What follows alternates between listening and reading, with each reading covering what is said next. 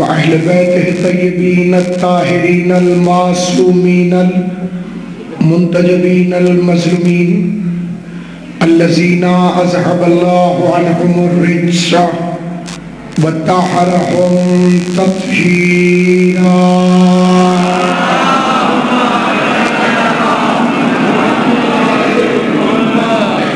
ولعنة الله على أعدائهم وغاصب حقوقهم ومنكر فضائلهم ومصائبهم وولايتهم أجمعين.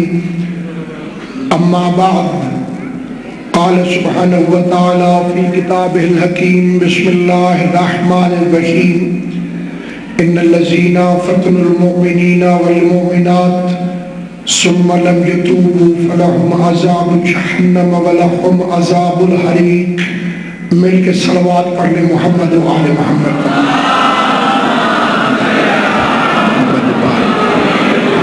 درود زحمت نہیں، عزت ہے، احسان نہیں، ایمان ہے. قوت حیدری سے بآواز بلند صلوات پڑھیے.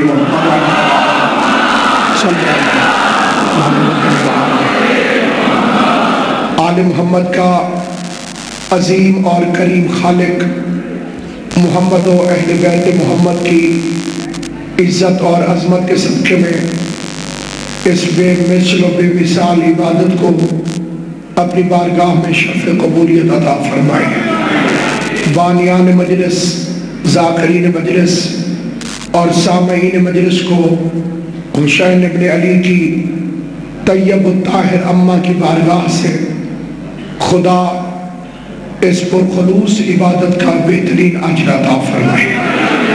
محترم اور مکرم سامعین، آپ حضرات کی خدمت میں سن 1430 ہجری کے عشر محرم الحرام کی یہ دوسری مجلس، جس میں سورہ مبارک البروج کی ایک آیہ مجیدہ کو عنوان کے طور پر تلاوت کرنے کی سعادت حاصل کی ہے.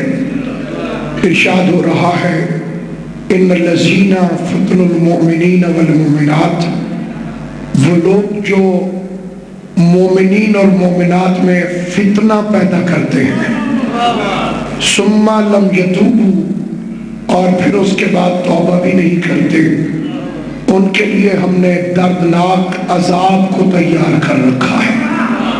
سامعین گرامی قدر، کل میں نے آپ حضرات کی خدمت میں عرض کیا تھا کہ جب پیغمبر اعظم 40 برس تک مکے کے شہر میں رہے تو کوئی ان کا دشمن نہیں تھا. اپنی امانتیں کافر رسول خدا کے پاس رکھتے تھے، آپ کو صادق مانتے تھے اور امین تسلیم کرتے تھے. اس 40 سال میں ایک دن بھی میرے نبی نے قرآن کی کوئی آیت نہ پڑھی، حالانکہ قرآن مذہب اہل بیت کے عقیدے کے مطابق ازل سے رسول خدا کے علم میں تھا. لیکن اگر میرا نبی ان 40 برسوں میں قرآن پڑھتا تو ممکن ہے کہ کوئی یہ سمجھتا کہ یہ قرآن کی پیروی کر رہے ہیں. نہیں، میں سمجھا نہیں سکا. قرآن کہتا کہ سچ بولو، دنیا سمجھتی کہ کیونکہ قرآن نے کہا ہے اس لیے سچ بولا ہے.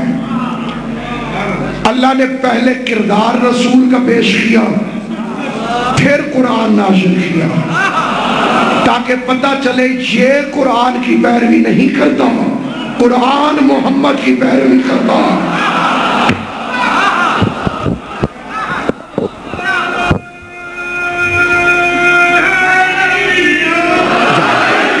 کیونکہ مجھے خطابت کے چوراہے سے گزرنا نہیں، پیغام پہنچانا ہے، تو جو نہیں سمجھے انہیں سمجھانے کے لیے میں اس فکرے کو پھر تبدیل کر دیتا ہوں.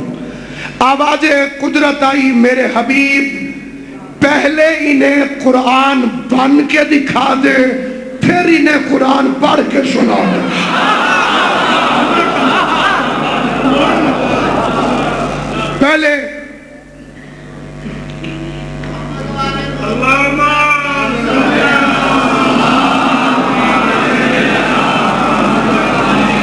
بندہ پہلے اپنی لکھائی ٹھیک کرے، میرے کو تو نہیں پڑھا جا رہا ہے۔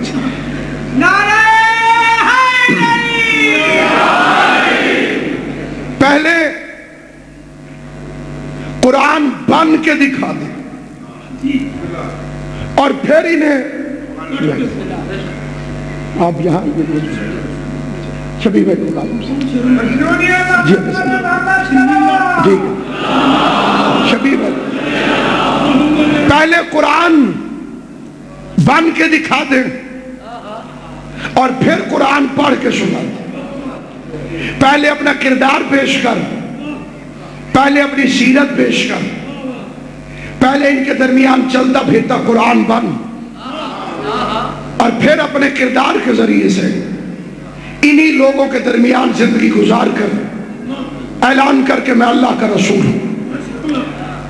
اعلان رسالت ہونے لگا تو صرف 40 افراد کا مجمع تھا۔ اب میری مجبوری ہے کہ یا علی تیرے کیا کہنے، رسالت کا اعلان ہو تو 40 بندے کافی ہوتے ہیں، ولایت کا اعلان ہو تو 1.5 لاکھ کا مجمع اکٹھا کرنا پڑتا۔ جب علی کی ولایت کا اعلان،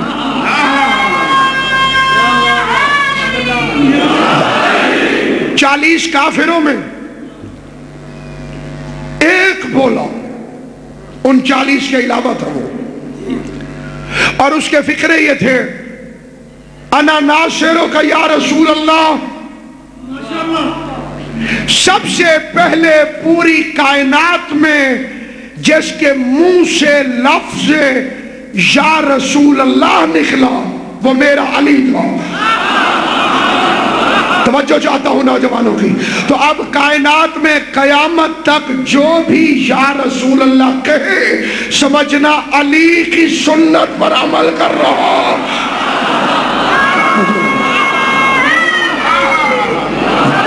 اور اب تصویر کا دوسرا رخ بھی دیکھ لیجئے، جس نے سب سے پہلے یا رسول اللہ کہا وہ علی ہے، اور جس نے سب سے پہلے یا علی کہا وہ نبی ہے۔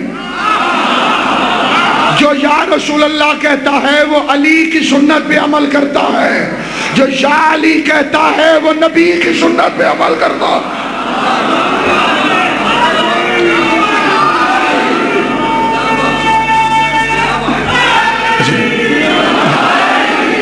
اور اب یہ ہمارے بھائیوں کے مولوی صاحبان میں سے ایک بڑا مشہور نام ہے مولانا شبلی نعمانی، وہ تحریر فرماتے ہیں کہ واقعہ سچا ہے،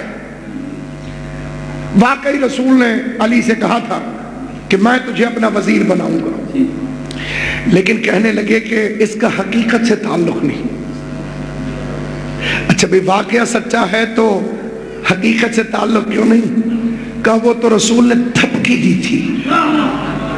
تھپکی سمجھتے ہیں کہ بچے سے کہا کہ پاس ہو کے دکھاؤ، موٹر سائیکل لے کے دوں گا، پھر لے کر نہ دی۔ میں نے کہا کتنی احمقانہ بات ہے، سچے نبی کے پوری زندگی میں کل وعدے ہی 2 ہیں۔ پہلا وعدہ ہے عمل کرو جنت لے کر دوں گا، دوسرا وعدہ ہے مدد کرو وزیر بناؤں گا۔ اگر اس نے مدد کرو وزیر والا وعدہ تھپکی دی تھی تو کتنا مزہ ہے کہ جب قیامت والے دن مولوی صاحبان نماز روزے کی گٹھڑیاں اٹھا کے اللہ کی بارگاہ میں رسول کے پاس جا کے کہیں یہ نماز، یہ روزہ، یہ حج، اور اب جنت کا وعدہ پورا کیجئے، اور رسول آگے ہنس کے کہیں کیسی جنت، کہاں کی جنت، میں نے تو بس ایسے تھپکی لگا کے تمہیں عبادت۔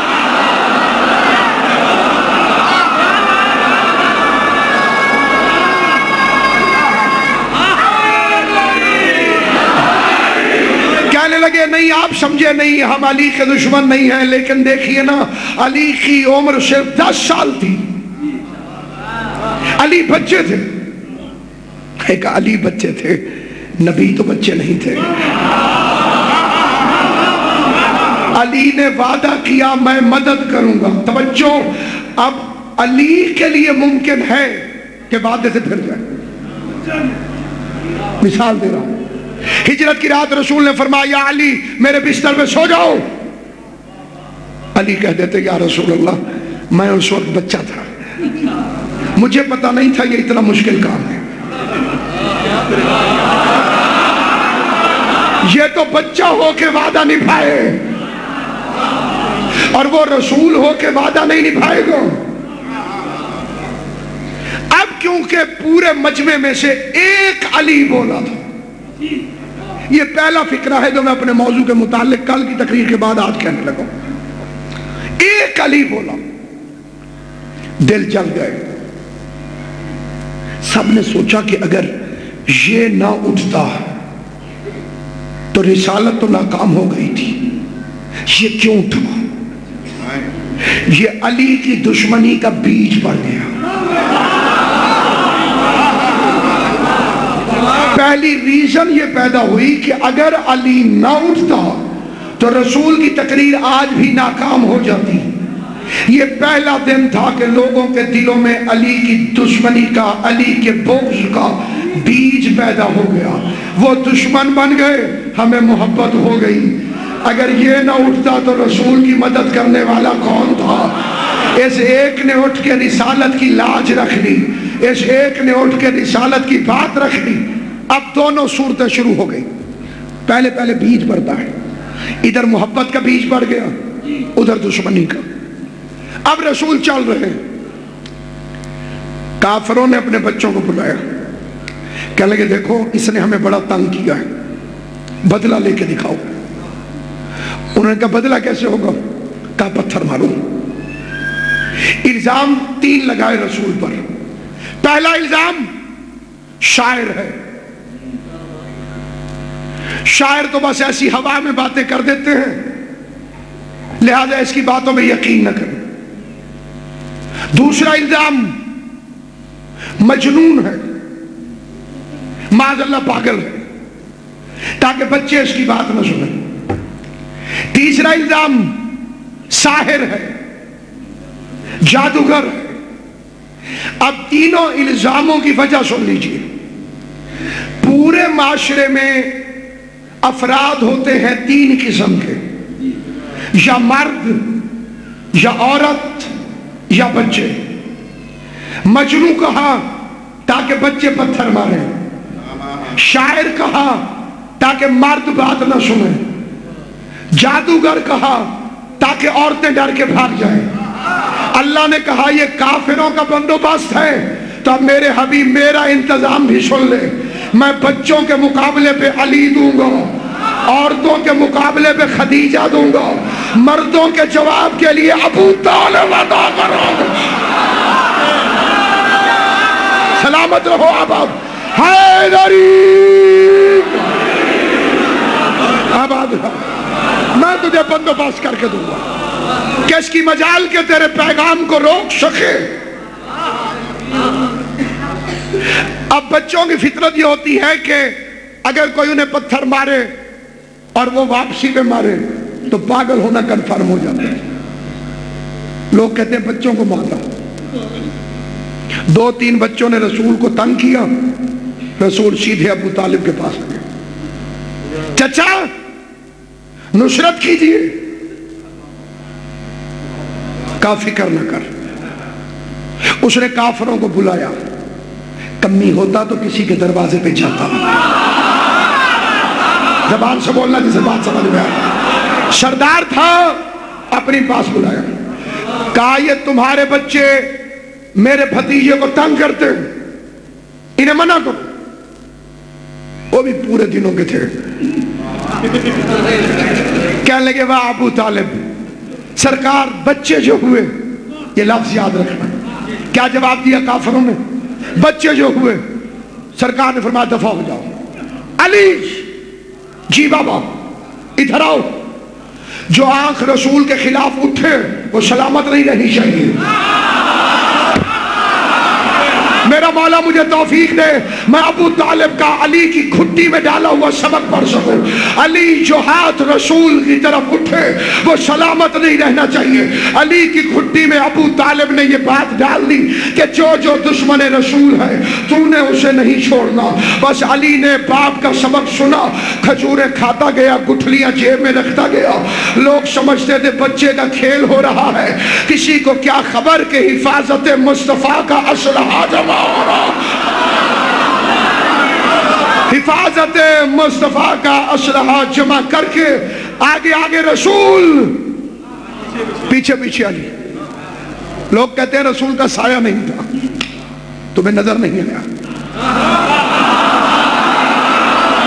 نبی کے 2 قدم پیچھے سایہ بن کے علی چل رہا تھا جیسے ہی رسول آئے. اب دیکھیے 1 2 3 بچوں کو سنبھالنا آسان ہے, لیکن 5 6 7 8 9 10 ان کو سنبھالنا بڑا مشکل ہے. اب انہوں نے پہلے تو بدتمیزی کرنا چاہی, علی نے تمیز سے انہیں سمجھایا, دیکھو ایسا نہ کرو, دیکھو مہنگا پڑے گا, مڑ جاؤ. وہ ٹھیک نہیں ہوئے. اب انہوں نے کیا کیا, یوں اب میری طرف دیکھیے گا جو دیکھ سکتا ہے. تاریخ کہتی ہے کہ ایک لڑکے نے پتھر اٹھایا, علی نے یہاں روکو, پھر یہاں ہاتھ پہنچو, علی نے پھر روکو. اب جب اس کا ہاتھ یہاں پہنچو تو علی نے گٹھلی نکالی اور گٹھلی پھینکی, نہ پتھر رہا نہ ہاتھ. جیو سلامت رہو, نہ پتھر باقی رہا نہ ہاتھ. 2 3 بچے آئے, علی نے 2 3 گٹھلیاں پھینکی. 5 7 آئے, علی نے 2 3 اور پھینکی. بس جس کے ماتھے پہ لگتی تھی ادھر نکل جاتی تھی, جس کے بازو پہ لگتی تھی ہاتھ ساتھ لے جاتی تھی, جس کے کان پہ لگتی تھی کان ساتھ لے جاتی تھی. آج مولوی کہتا ہے یہ اپنی مجلسوں میں الف لیلا کی کہانیاں سناتے ہیں. کبھی کھجور کی گٹھلی سے بھی آنکھ نکلی, کبھی کھجور کی گٹھلی سے بھی ماتھا پھوٹا, کبھی کھجور کی گٹھلی سے بھی ہاتھ ٹوٹا. تم نے قرآن نہیں پڑھا, الم تری کیف فعل ربک باصحاب الفیل. اگر کنکری سے لشکروں کا ستیہ ناش ہو سکتا ہے تو یہ گٹھلی بھی تو ید اللہ نے پھینکی ہے.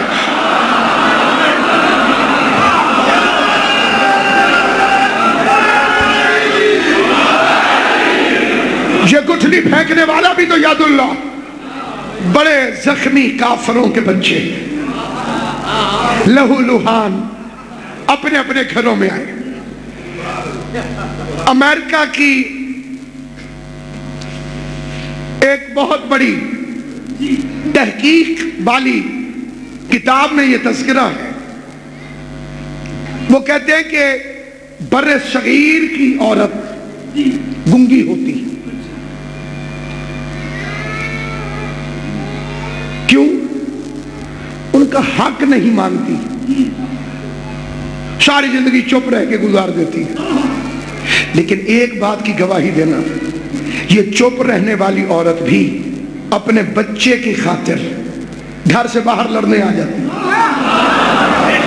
تو جب ہمارے علاقے کی عورتیں قبلہ اپنے بچے کے لیے لڑنے کے لیے باہر آ جاتی ہوں تو خیر سے عرب کی عورتیں جو ویسے ہی گھر سے نکلنے کی شوقین ہوں, جو میدان جنگ میں کمانڈر ان چیف رہ چکی ہوں, وہ اپنے بچوں کے لیے گھر سے باہر نکلی. اب علی اور ابو طالب سے لڑنے کی جرات تو نہیں تھی, لیکن تاریخ کہتی ہے بچے زخمی ہاتھ پکڑے ہوئے سیدھی مندروں میں, اے لات علی سے بدلہ لے, اے منات علی سے بدلہ لے. بھئی مسلمان عورت اللہ کو پکارے گی, عیسائی عورت مریم اور عیسیٰ کو بلائے گی.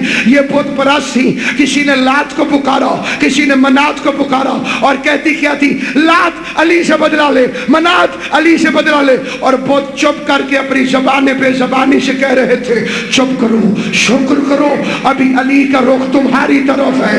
اس دن سے ڈرو جب علی ہماری طرف. نہ لات بچے گا نہ منات بچے گا.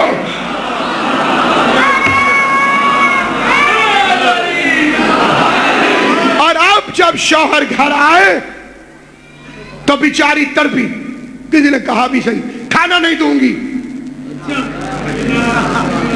پہلے ہاشمیوں سے بات کر کے آؤ. ہائے میرا لال, اللہ کرے میں یہ فکرہ سمجھا سکوں. عام بندے کا قبلہ بچہ مار کھا کے آ جائے حالات اور ہوتے ہیں، پہلوان کا بچہ مار کھا کے آ جائے اس کی طرف اور ہوتی ہے. اسے پتہ چل جاتا ہے بسم اللہ ہی تیری مار کھان نال ہوئی ہے، اب ساری زندگی مار ہی کھاتا رہے گا. پہلا کافر پہلے زخمی بچے کا ہاتھ پکڑ کر سیدھا اندر آ گیا. حضرت عمران تشریف فرمائے.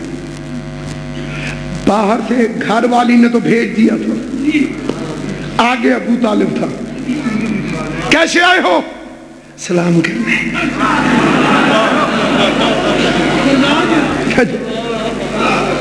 سرکار سلام. اچھا بیٹھ جاؤ.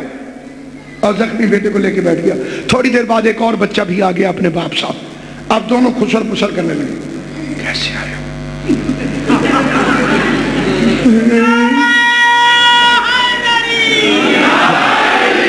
کیسے آئے ہو؟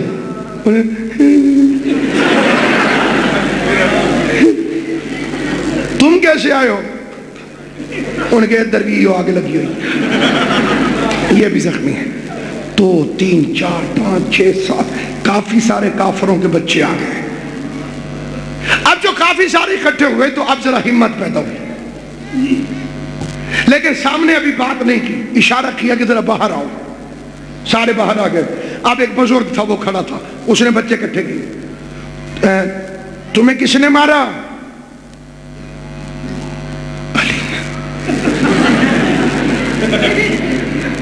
اور تمہیں؟ علی نے. تمہیں؟ سارے بچے علی علی کرنے لگے. مجھے بھی علی نے مارا، مجھے بھی علی نے مارا، مجھے بھی علی نے مارا. اب وہ بڈھا پریشان ہو گیا، سمجھدار تھا. اس نے کہا نہیں نہیں تم پریشان ہو رہے ہو، بے وقوف چول جائے. اتنے ساروں کو اکیلا علی کیسے مار سکتا ہے؟ محمد نے کچھ کہا تھا؟ نہیں، وہ تو چپ کر کے کھڑے تھے. حمزہ آ گئے تھے؟ نہیں، وہ نہیں آئے. تم 60 70 وہ اکیلا علی. خدا کی قسم تھا کافر لیکن وہ بچہ بڑا کام کا تھا. آگے بڑھ کے کہتے ہیں او بابا جی ہم سارے سچ بول کے کہتے ہیں کہ جب علی نے ہمیں مارنا شروع کیا تو ہم دونوں آپس میں ہم نے معاہدہ کیا کہ تو ادھر بھاگ، تو ادھر بھاگ، تو ادھر بھاگ، تاکہ سب کے پیچھے علی نہ جا سکے. لیکن لات کی قسم اس کے پیچھے بھی علی تھا، اس کے پیچھے بھی علی تھا، اس کے پیچھے بھی.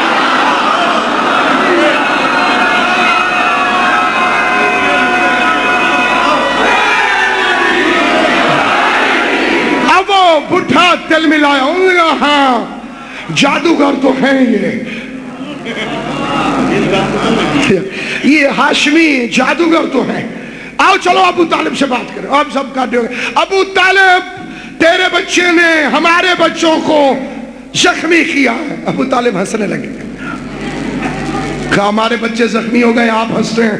فرمایا کیا کہوں بچہ جو ہوا جو ہے یا نہیں. آپ کل تم نے کہا تھا آج عمران نے کہہ دیا. اب یہ زخمی بچے بڑے ہو کر رضی اللہ بنے.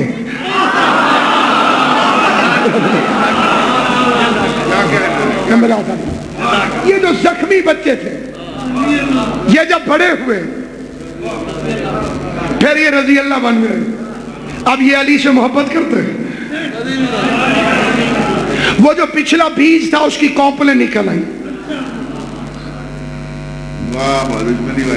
وہ دشمنی والی. اب یہ کونپلیں باہر نکل آئیں. ہمارے بچوں کو مارا ہے علی نے، بدلہ لیں گے. اس بات کو کچھ عرصہ گزر گیا. وہ بچے بڑے ہو گئے، زخمی بچے، اور علی کی دشمنی بڑھتی چلی جا رہی ہے. اب ان بچوں نے مل کر تہیہ کیا کہ رسول کو بستر پہ قتل کر. کچھ بابے کھابے بھی ساتھ مل گئے، کچھ یہ بچے کچے بھی مل گئے. ساروں نے منصوبہ بنایا کہ دیکھو ایک آدھ مارے گا تو بنی ہاشم بدلہ لے لیں گے. سارے قبیلے اکٹھے ہو جاؤ، کس کس سے بدلہ لیں گے. ایک ہاشمی بھی انہوں نے ساتھ ملا لیا. ابو لہب پورے قرآن میں اکلوتا کافر ہے جس کا نام لکھا ہوا ہے. ایک حرام جانور ہے پورے قرآن میں جس کا نام ہے، وہ جس کا نام مولوی کہتا ہے نہیں لینا چاہیے، قرآن میں کھڑا ہے، خنزیر وَلَحْمٌ خنزیر، ایک حرف کے بدلے 10 نیکیاں۔ اس آیت نے مولوی اسماعیل رحمت اللہ علیہ کو بڑا فائدہ دیا تھا۔ جب مولویوں نے کہا تھا او اسماعیل شکر کر رسول کی جالی چومنے پہ پابندی ہے، قبلہ نے کہا کیوں؟ اور کہا شیعوں کا بڑا گھاٹا تھا۔ انہوں نے کہا وہ کیسے؟ گھاٹا سمجھتے ہو؟ نقصان، شیعوں کا بڑا نقصان تھا۔ انہوں نے کہا وہ کیسے؟ اسے کہا جالی ایک ہے، ہمارے بھی کٹھے ہیں، تم رسول کی جالی سمجھ کے چومتے، ہمارے بھی ساتھ چومے جاتے۔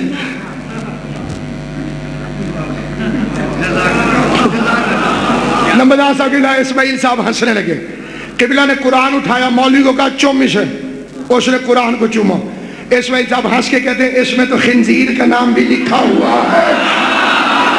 سمجھ آئیے بات یا نہیں ہے؟ اس میں تو فرعون کا نام بھی لکھا ہوا ہے، تو نے قرآن چومنے سے پہلے فرعون والا صفحہ پھاڑ لیا تھا۔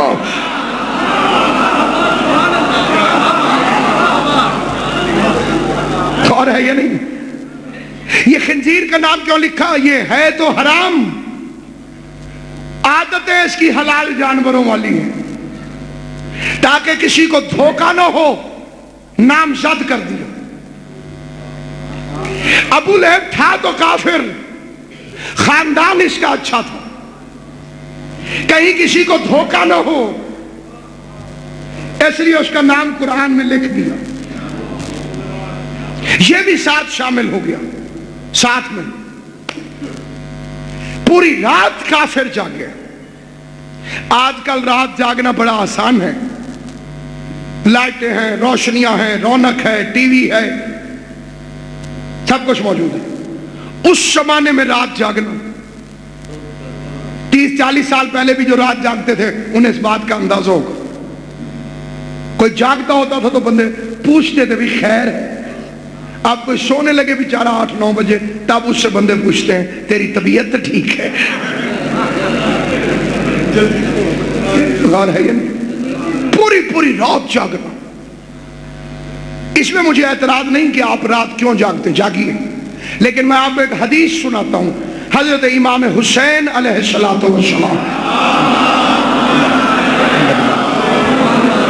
ایک ایسی خوبصورت صلوات پڑھو جیسے حسین ذہنوں میں خوبصورت۔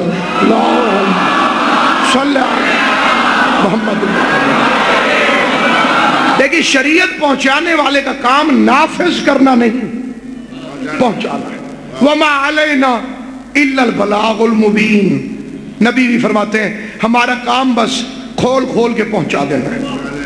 اسلام آپ کے پوری رات جاگنے پر اعتراض نہیں کرتا، اسے کوئی اعتراض نہیں، آپ پوری رات جاگیے، دن کو بھی مت سوئیے، جاگ سکتے ہیں جاگیے۔ لیکن امام حسین فرماتے ہیں کہ جو پوری رات جاگے اور صبح کی نماز نہ پڑھے اس کا رات کا جاگنا حرام ہے۔ توجہ فرمائیے نہیں فرمائی؟ چلے میں اس کی تشریح کر دیتا ہوں۔ ناصر عباس نے پوری رات مجلسیں پڑھی اور ماتم کیا، چھپے داری کرتا رہا۔ یہ اتنا اچھا عمل ہے، حسین خوش، حسین کی اماں خوش، حسین کا نانا خوش، حسین کا بابا خوش، حسین کا بھائی خوش، ماتم کیا۔ صبح کی نماز ہوئی تو تھکا ہوا تھا، سو گیا۔ اب یزید خوش۔ دونوں پارٹیوں کو ووٹ نہیں دیے جا سکتے، غور ہے یا نہیں ہے؟ آپ جڑے چپ ہو تھوڑے وارث کوئی نہیں گل ہے، غور ہے یا نہیں ہے؟ دونوں پارٹیوں کو ووٹ نہیں دیے جا سکتے، یا دو رنگی چھوڑ دے یا کہ رنگ ہو جا، سراسر موم ہو یا سنگ ہو جا، یا حسینی بن یا یزیدی بن۔ اب یزید خوش ہوگا کہ ساری رات جاگا تھا ناصر عباس، صبح کی نماز نہیں پڑھی، کیوں خوش ہوگا؟ کہ پوری رات جو حسین کا بندہ تھا صبح میرا ہو گیا۔ اور ہو سکتا ہے کہ اب حسین روئیں کہ میرے بندے نے نماز کیوں نہیں پڑھی. اپنے کو تکلیف ہوتی ہے. مولوی پیسے کے لیے نماز پڑھاتا ہو اس کی بات نہیں ہے. صحیح معنی میں مولوی ہو اور اس کا بیٹا نماز نہ پڑھے اسے دکھ ہوگا. اور کوئی حسینی ہو اور نماز نہ پڑھے. مجلس مکتب حسین ہے, نماز مقصد حسین ہے.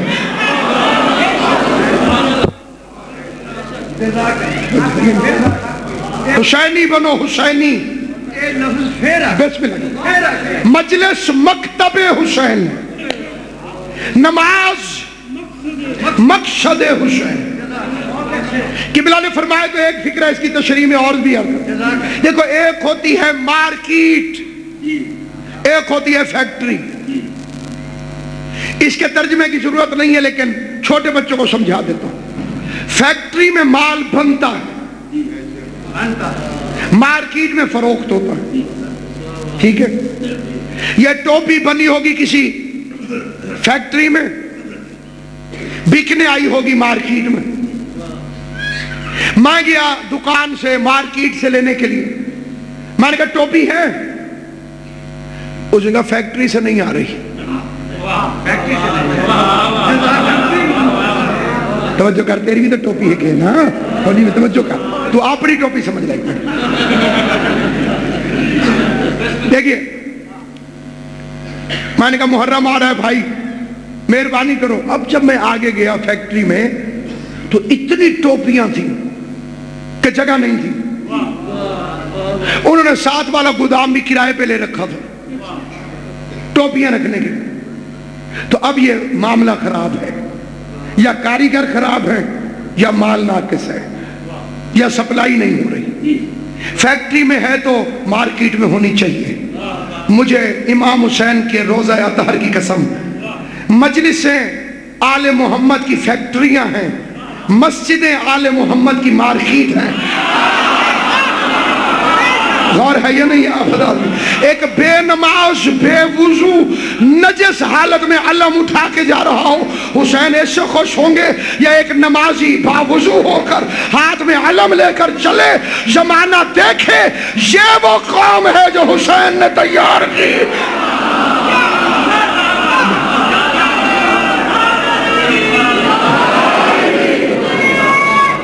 حیدری وقت آخر لب شبیر پہ آئی یہ صدا, میرے معبود صدا ہوتی رہے تیری ثنا. روز اول کا جو وعدہ تھا ہوا وہ پورا, میں تیرا بندہ ہوں پھر کرتا ہوں تجھ سے وعدہ. تیرے اسلام کو ہر دور میں غازی دے گی, میری مجلس تیری مسجد کو نمازی دے گی. حسینی بنو, حسینی. حسین والے بنو, حسین والے. حسین ابن علی کا ساتھ دینا ہے تو پھر اس انداز پوری رات جاگے کافر, پوری رات. مقصد کیا ہے؟ رسول کو قتل کر دیں. تو اتنے میں دیکھیے کافر کی بھی اچھی بات ہو تو ہم اسے چھپاتے نہیں ہیں. ابو لہب کے کافر ہونے میں شک نہیں, لیکن ان میں سے ایک بندے نے کہا میں ذرا دیوار پہ چڑھتا ہوں جھانک کے دیکھتا ہوں. ابو لہب نے تلوار کھینچی, تیری جرت, قتل کرنے آیا ہوں لیکن ہوں ہاشمی, میں خود دیکھوں گا. پوری رات چڑھ چڑھ کے دیکھتا رہا اور سمجھتا رہا نبی ہے.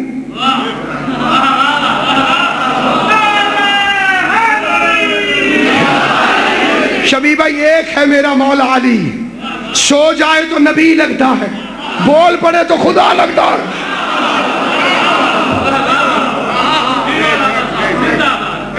پیغمبر نے فرمایا علی میرے بستر پہ سو جاؤ, خطرہ ہے, سو جاؤ. خالی سو جاؤ نہیں, خطرہ ہے. جو بندے چپ ہیں انہیں پھر سمجھاتا ہوں. اعلان ہو جائے کہ خدا نخواستہ حضرات مینار پاکستان پر جلسہ ہے, اور خدا نخواستہ وہاں بم پھٹے گا, شرکت فرما کے ثواب دارین حاصل کریں. جڑے چپ ہو تہاڈی تیاری بنتا نہیں گئی. کوئی جائے گا؟ آپ سوچو علی کسے کہتے ہیں؟ رسول نے فرمایا علی سو جاؤ خطرہ ہے. وہ خطروں میں لمبی تان کے سو گیا. خالی اس نے ایک فکرہ کہا یا رسول اللہ کیا میرے سونے سے آپ کی جان بچ جائے گی؟ میں کہتا ہوں یا علی کائنات قربان کروں تیرے الفاظ پر.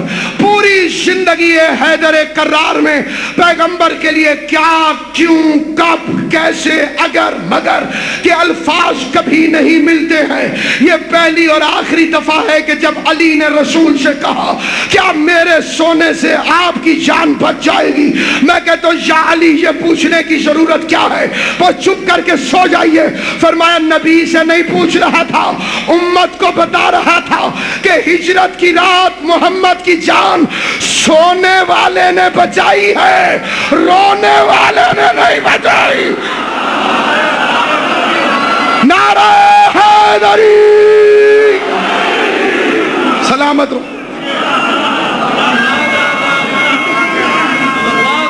آباد و شاد رہے.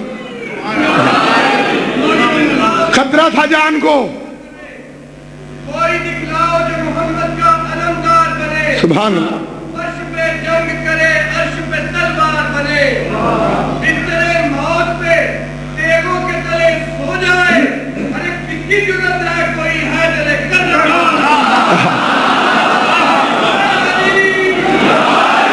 وہ رسول کے بستر پہ سو گیا، پیغمبر کے بستر پہ سو گیا. یا رسول اللہ تکیے رکھ کے نکل جائیں گے.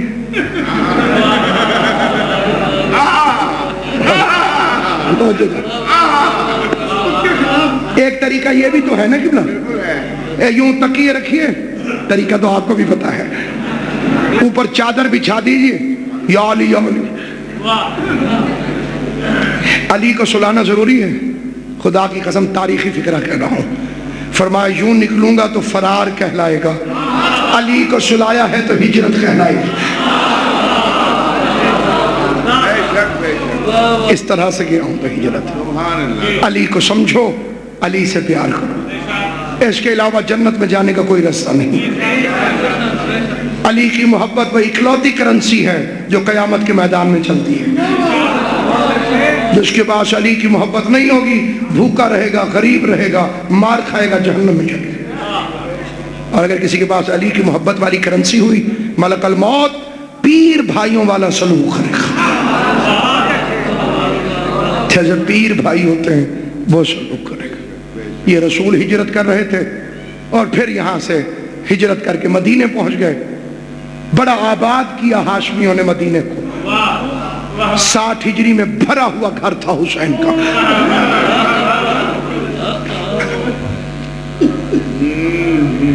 برابر کا بیٹا سجاد. جب کٹھے چلتے تھے نا حسین اور سجاد پتہ نہیں چلتا تھا حسین کون ہے سجاد کو. ایک جیسی داڑھی، ایک جیسا قد، ایک جیسا چہرہ. کیونکہ 28 رجب کو حسین بوڑھا نہیں تھا. بوڑھے ہونے کی علامتیں 3 ہیں. قبلہ یا بال سفید ہو جائیں. 28 رجب کو حسین کی داڑھی سیاہ تھی. یا کمر جھک جائے. 28 رجب کو حسین کی کمر سیدھی تھی. یا آنکھوں کی بینائی کم ہو جائے. 28 رجب کو حسین کی بینائی ٹھیک تھی. یہ تو نہ ہوتا 10ویں محرم کا دن. اکبر کی لاش پہ آیا بینائی چلی گئی. غازی کی لاش پہ آیا کمر جھک گئی. اصغر کو تیر لگا سارے بال سفید ہو گئے.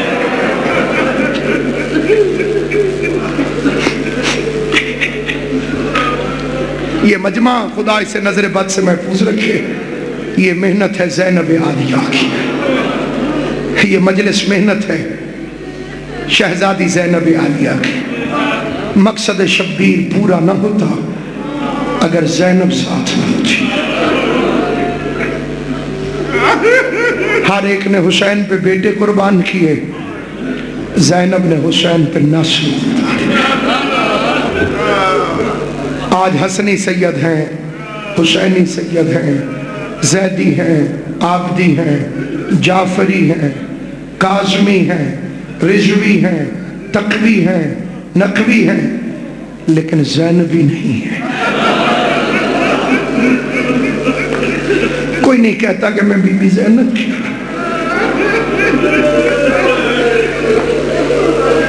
علامہ اظہر حسن زیدی علی اللہ مقام ہو، ہمارے مذہب کے ایک جلیل القدر خطیب عالی محمد گزرے ہیں۔ کسی نے پوچھا زیدی صاحب یہ جملہ غور سے سننا جہاں تک میری آواز سے آ رہی ہے، نبیوں پر بھی بڑے ظلم ہوئے زیدی صاحب، کسی کو خنجروں سے قتل کیا گیا، کسی کو آروں سے چیرا گیا، کسی کو پتھروں میں پیشا گیا، کسی نبی کا ماتم نہیں ہوتا، کسی نبی کا چہلم نہیں ہوتا، کسی نبی کی مجلس نہیں ہوتی، حسین کی کیوں ہوتی ہے؟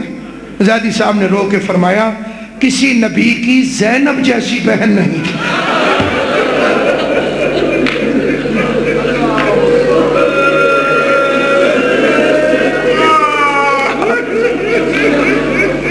بڑا عظیم نوحہ خان شاعر گزرا ہے، شبی بھائی زکی سرور کوٹی، اس نے ایک نوحہ لکھا، اس میں ایک شعر ہے، نام نہ پوچھو سر پیٹو گے، کام کی عظمت سے پہچانو، کون ہے بیڑا پار لگا کر ساحل پہ مر جانے والی۔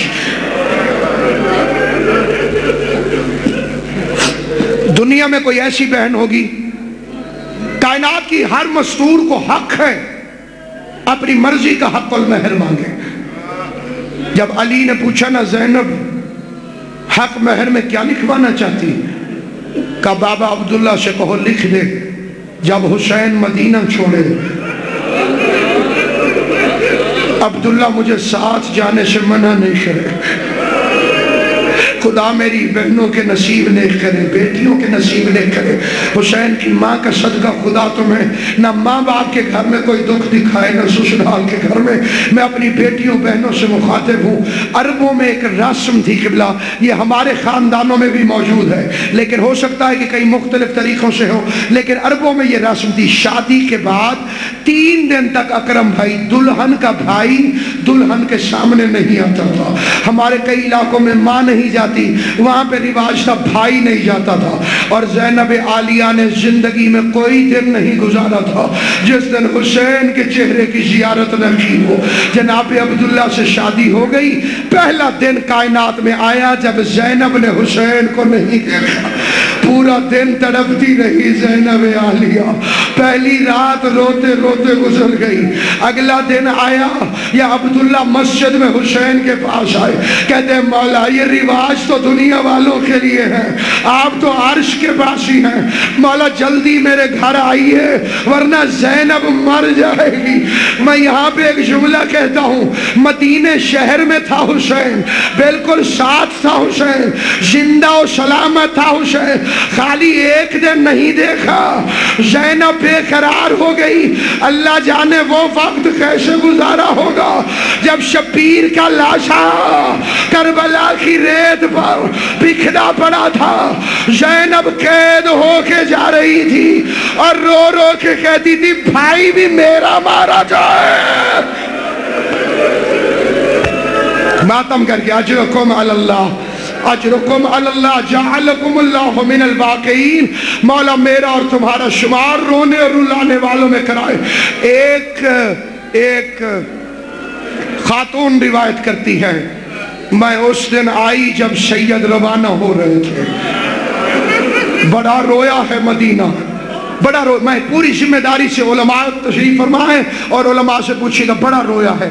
ایک شخص ہے جو آنکھوں سے نابینا تھا، کانوں سے بہرا تھا، کوئی آواز نہیں سنتا تھا، بس بجلی کی کڑک بھی آتی تھی تو نہیں سنتا تھا۔ روایت لکھتی ہے بجلی کڑکتی تھی نہیں سنتا تھا، لیکن اس کو امیر المومنین نے سائس بنایا تھا، اونٹ کی رسی پکڑنے والا، جب زینب پہلی مرتبہ کوفے گئی تھی، زینب کا پردہ سمجھ میں آیا؟ آنکھوں سے نہیں دیکھ سکتا، کانوں سے نہیں سن سکتا۔ مقتل کہتا ہے لیکن اس نے بھی زندگی میں صرف 2 آوازیں سنی۔ سنو گے 2 آوازیں کون سی ہیں؟ پہلے اس نے اس دن عباس کی چیخ سنی تھی جب حسن کے جنازے میں تیر لگے تھے، غازی